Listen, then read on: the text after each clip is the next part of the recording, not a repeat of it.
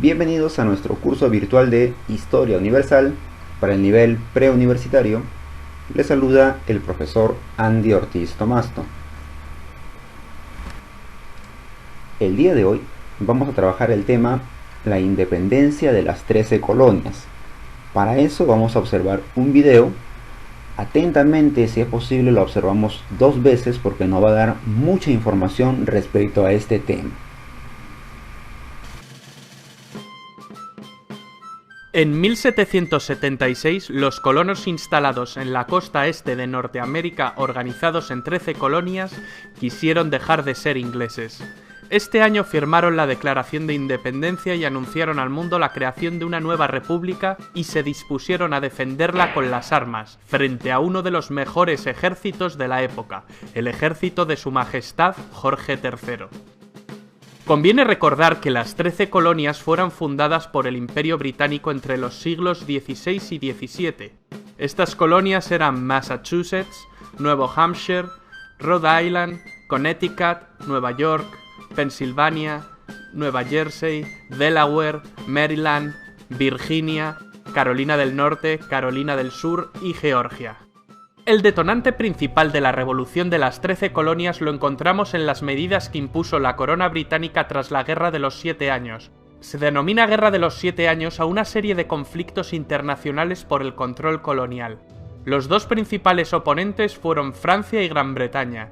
La guerra se saldó con victoria británica, pero el precio fue muy alto. La corona estaba muy endeudada. ¿Y qué hacen los gobiernos cuando se endeudan? Subir los impuestos. Y los que salieron más perjudicados fueron los colonos ingleses del norte de América. Pero es justo recordar que la monarquía británica no era la más autoritaria de Europa. El sistema parlamentario inglés se había fraguado mucho antes con la Revolución Gloriosa y la Declaración de Derechos, que culminó con el Acta de Unión de 1707. Este sistema de corte liberal fue el primero en reducir el poder del monarca y marcó un ejemplo para el resto de las naciones-estado modernas que todavía andaban en el absolutismo. El sistema parlamentario inglés supuso una oleada de liberalismo que puso en crisis el antiguo régimen. La vida política de las colonias se desarrolló con cierto grado de autonomía, creando sistemas de gobierno propios, pero la guerra modificó radicalmente el panorama anterior. La nueva intervención inglesa sobre la actividad económica de sus colonias americanas para beneficio de la capital hizo que progresivamente los colonos se fueran resistiendo al control londinense. Consideraron abusivas las nuevas políticas económico-fiscales y administrativas. No hay tributación sin representación. Fue el lema con el que las 13 colonias denunciaron los impuestos como ilegítimos al no estar representados en el Parlamento británico, ya que el Bill of Rights prohibía el cobro de impuestos sin consentimiento parlamentario. Como decíamos, el primer ministro de Gran Bretaña, George Grenville, durante la monarquía de Jorge III, aumentó los impuestos para incrementar los gastos destinados a cubrir la deuda que el Estado había alcanzado y también poder cubrir el coste económico que suponía el mantenimiento de las tropas que guarnecían los enclaves del imperio. La presión de los impuestos recayó fundamentalmente sobre las colonias de Norteamérica y las Antillas.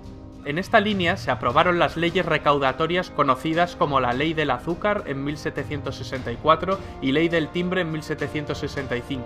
La situación se agravó con las leyes de Townshend en 1767 para recaudar por medio de las importaciones de las colonias. Además, con Townshend se pretendió desvincular a los soldados norteamericanos de las autoridades locales, ligándolos a Inglaterra por la nómina. Esto permitió a las tropas allanar las viviendas solo por sospecha de delitos. La política económica británica, con sus medidas impopulares y su implantación coercitiva, obstaculizaba las actividades comerciales de la oligarquía norteamericana. Se organizó una asociación de patriotas que defendía los derechos de los colonos frente al abuso británico, llamada Hijos de la Libertad. El grupo estaba liderado por el ideólogo y referente intelectual Samuel Adams y por el comerciante John Hancock.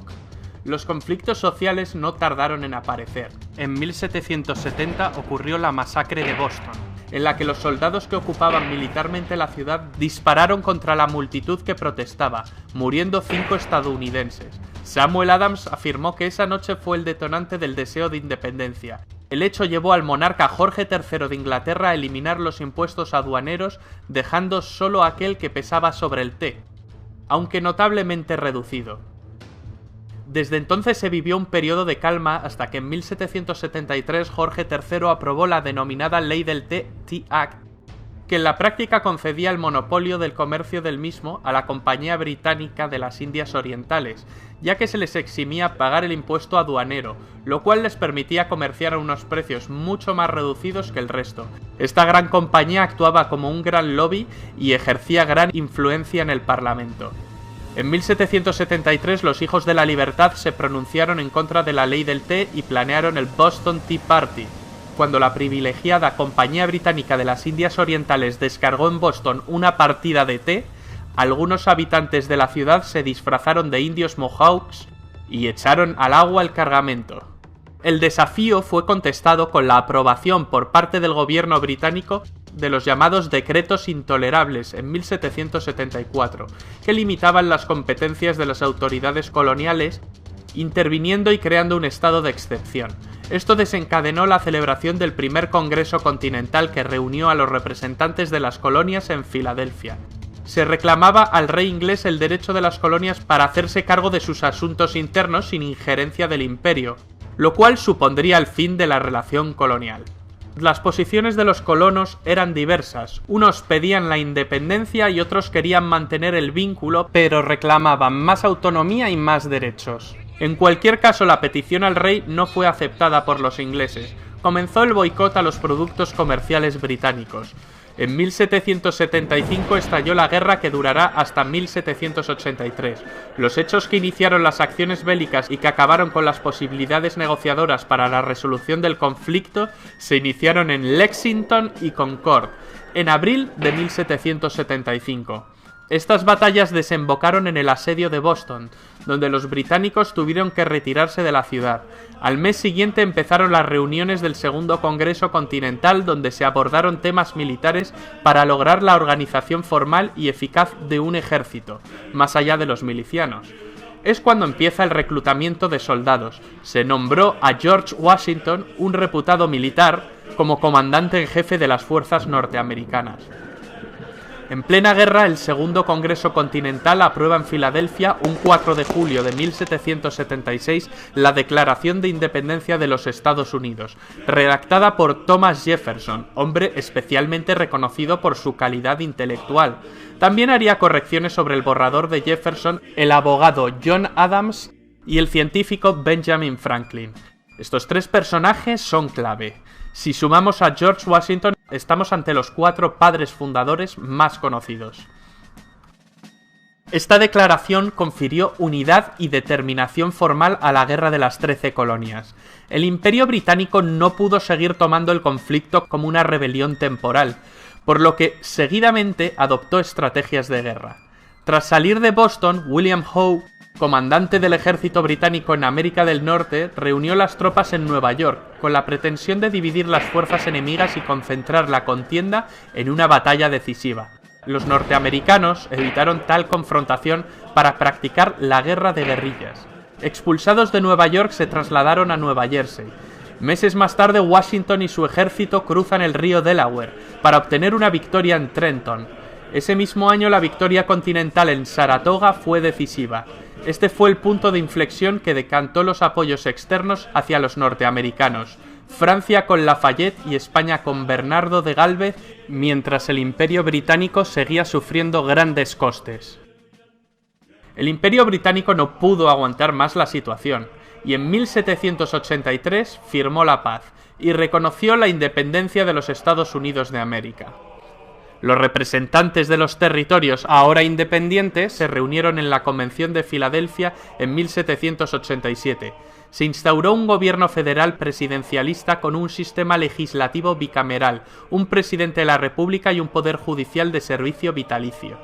Lo que en un principio fue una discusión para la reforma de los artículos de la Confederación por el Segundo Congreso Continental desembocó en la redacción de la Constitución de los Estados Unidos, ratificada por el pueblo en convenciones en cada estado, con el nombre de Nosotros el Pueblo, We the People.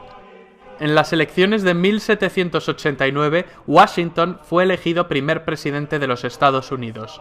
John Adams y Thomas Jefferson acabarían siendo el segundo y tercer presidente. ¿Cuáles fueron las consecuencias de la independencia de Estados Unidos? Las principales fueron la Revolución Francesa y el proceso emancipador de Latinoamérica. La Revolución Francesa. La Ilustración había servido de impulso a las 13 colonias. Tanto la influencia de la Ilustración como el ejemplo de los Estados Unidos sirvieron de trampolín ideológico para el inicio de la Revolución en Francia. El proceso emancipador de Latinoamérica. El esquema colonial padecía los achaques de la vejez.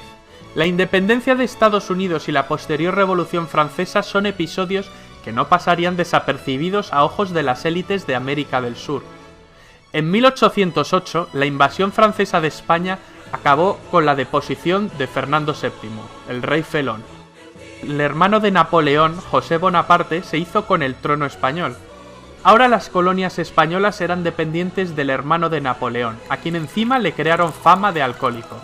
¿Acaso esto no era motivo suficiente para emanciparse? Fernando VII acabaría recuperando el trono tras la Guerra de Independencia Española contra el invasor francés, pero la reinstalación del absolutismo no sintonizó lo más mínimo con los vientos liberales que soplaban. El argentino José de San Martín y el venezolano Simón Bolívar acabarían liderando la causa independentista de las colonias españolas de ultramar.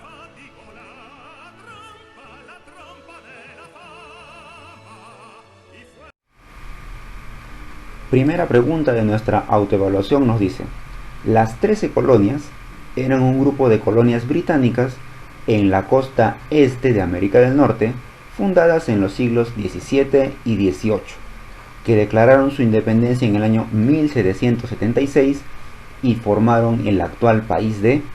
Bueno, no te confundas, ha sido un texto bastante amplio, pero te dice: las 13 colonias originan el actual país de Estados Unidos. Se liberan de la dependencia económica y política de Gran Bretaña en este conflicto armado y reciben el apoyo de Francia. La pregunta número 2 nos dice: comandante en jefe del ejército continental revolucionario en la Guerra de la Independencia, que se convirtió en el primer presidente de los Estados Unidos. Ese personaje es George Washington.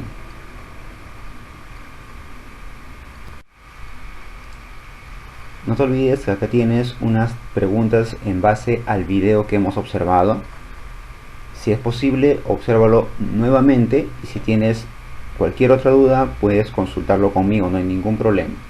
Desarróllalo, practica y estudia mucho, y nos encontramos la próxima clase.